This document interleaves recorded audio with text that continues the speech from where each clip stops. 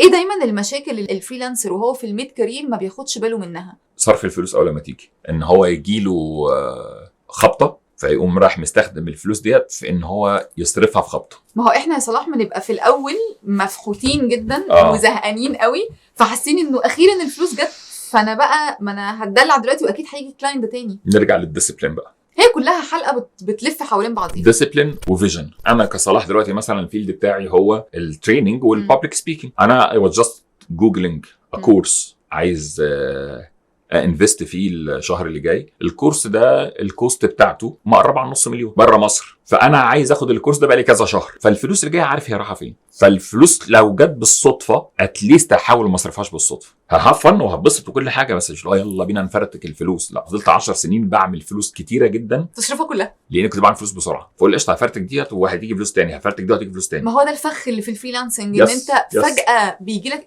بتقعد كتير قوي تفحت نفسك، وبعدين فجاه بيتفتح قدامك يعني ابواب كتيره قوي، كلاينتس كتيره قوي، ففلوس كتيره قوي، فبعيش في لايف ستايل، وبعدين فجاه ما بيجيليش الكلاينتس دول تاني. انا فما بعرفش اكمل في اللايف ستايل ده. من 2006 ل 2016 بعمل فلوس خطيره بس بصرف بحمق. جه حصل لي ديستربشن في 2016 او توتال بروك. قشطه يعني، ما الرزق النهارده يرزق بكره، ده مش صح.